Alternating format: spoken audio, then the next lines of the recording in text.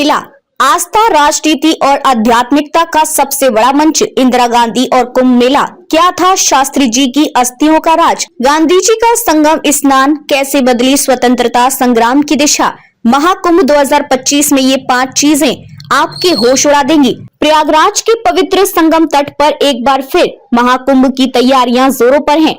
लाखों श्रद्धालुओं के आगमन की उम्मीद के बीच कुंभ का मेला धार्मिक और सांस्कृतिक महत्व तो सर्वविदित है, लेकिन इसके राजनीतिक पहलुओं की कहानी भी उतनी ही रोचक और महत्वपूर्ण है। ये मेला सदियों से न केवल आध्यात्मिकता का केंद्र रहा है, बल्कि सामाजिक और राजनीतिक बदलावों का प्रतीक भी रहा है।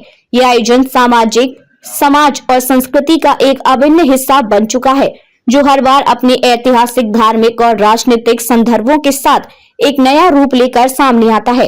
कुंभ, आस्था और सत्ता का संगम। कुंभ मेला न केवल धार्मिक आस्था का केंद्र है, बल्कि सत्ता और राजनीति के केंद्र में भी यह सदियों से रहा है। इतिहास के पन्नों में झांके तो पाएंगे कि कुंभ मेला न केवल आध्यात्मिकता का केंद्र रहा है, बल्कि समय समय पर यह राजनीतिक गतिविधियों का भी मंच बना है।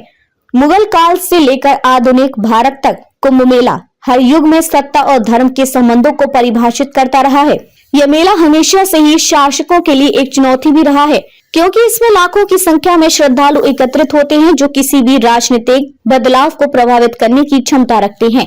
मुगल काल में शासकों को भय था कि कुंभ की विशाल भीड़ कहीं विद्रोह का कारण न बन जाए, इसलिए उन्होंने इस पर नियंत्रण रखने की कोशिशें की।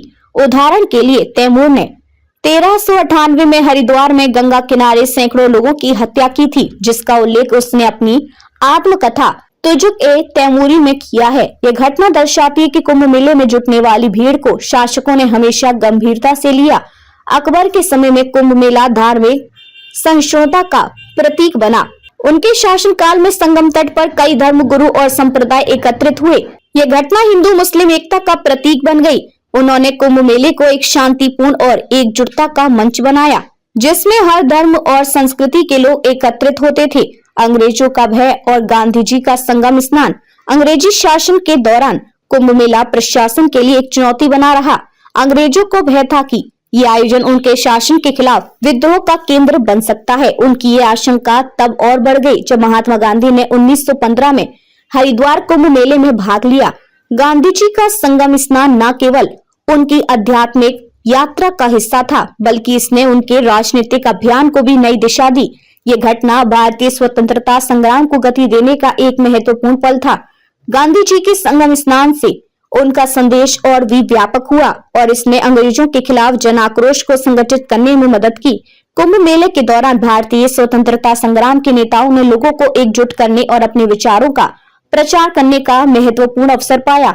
बाल गंगाधर तिलक ने भी कुंभ को राष्ट्रीय चेतना जागृत करने के लिए एक मंच के रूप में देखा। उनका यह विश्वास था कि कुंभ मेले की विशाल सभा में देशवासियों के मनोबल को ऊंचा किया जा सकता है और उन्हें स्वतंत्रता संग्राम के लिए प्रेरित किया जा सकता है। आजादी के बाद नेहरू से मोदी तक स्वतंत्रता प्राप्ति के बाद कुंभ मेला राजनीतिक नेताओं के लिए जनता से जुड़ने का एक महत्वपूर्ण माध्यम बन गया।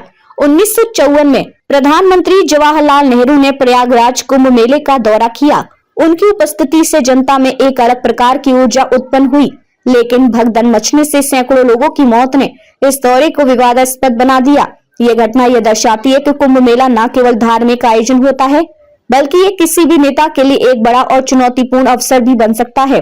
1966 में प्रधानमंत्री इंदिरा गांधी ने लाल बहादुर शास्त्री की अस्थियों का संगम में विसर्जन किया। यह घटना उनके लिए राजनीतिक लाभ का कारण बनी। शास्त्री जी की अस्थियों का संगम में विसर्जन करने का कदम उनके नेतृत्व को मजबूत करने और राष्ट्रीय एकता को प्रोत्साहित करने का एक प्रयास था। 1989 के कुंभ मेले में राम मंदिर आंदोलन ने जोर पकड़ा। विश्व हिंदू परिषद और भारतीय जनता पार्टी के नेताओं ने इस आंदोलन को कुंभ के मंच से एक नई दिशा दी।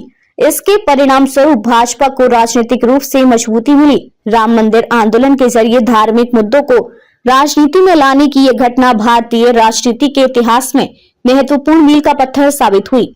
2019 के कुंभ मेले में प्रधानमंत्री नरेंद्र मोदी ने संगम में स्नान किया और सफाई कर्मचारियों के पैर धोकर सामाजिक समरसता का संदेश दिया। इससे उनकी धार्मिक और सामाजिक छवि को बल मिला।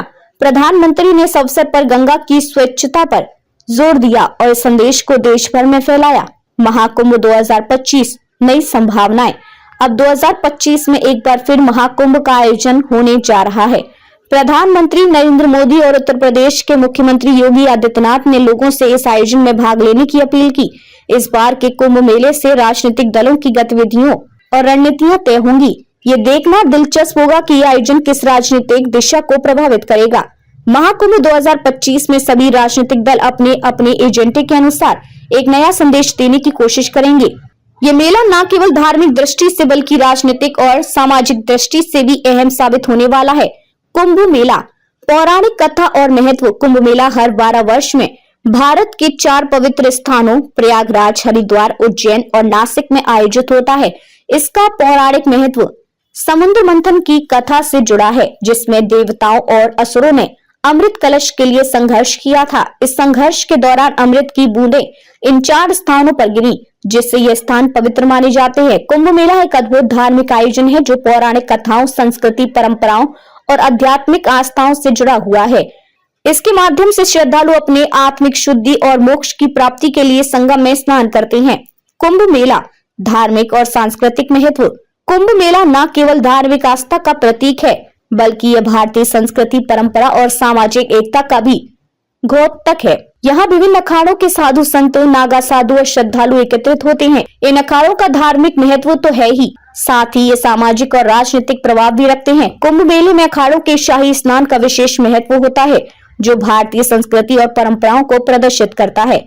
कुंभ मेले का आयोजन न केवल भारत में बल्कि विदेशों में भी भारतीय संस्कृति को फैलाने में मदद करता है। यह आयोजन विदेशी पर्यटकों के लिए एक आकर्षण का केंद्र बनता है, जो भारतीय संस्कृति और धार्मिक परंपराओं को गहराई से समझने का अवसर पाते हैं। नागा साधुओं की भूमिका। कुंभ मेले में नागा साधुओं की उपस्थिति विशेष महत्व रखती है। ये साधु अपने कठोर तप और विशिष्ट जीवन शैली के लिए जाने जाते हैं। नागा साधु पूर्णतः नग्न अवस्था में रहते हैं और अपने शरीर को भस्म से ढकते हैं। उनका ये रूप और जीवन शैली त्याग, समर्पण और तपस्या का प्रतीक है। नागा साधु कुंभ मेले के दौरान शाही स्नान में भाग लेते हैं। यह अनुष्ठान बहुत ही भव्य और आकर्षक होता है, जिसे देखने के लिए लाखों श्रद्धालु एकत्रित होते हैं। कुंभ मेले के बाद नागा साधु अपने अपने अखाड़ों में लौट जाते हैं, जो भारत के विभिन्न हिस्सों में स्थित है। कुंभ मेला 2025 प्रशासनिक तैयारियां। महाकुंभ 2025 की तैयारियां जोरों पर हैं। उत्तर प्रदेश सरकार ने इसे 2019 के कुंभ से भी अधिक भव्य बनाने का लक्ष्य रखा है।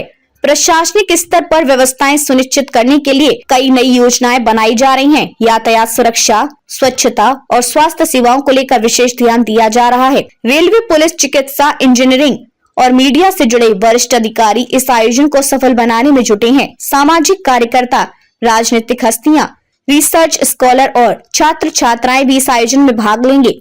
सरकार ने इस बार मेले को पर्यावरण के अनुकूल बनाने का निर्णय लिया है।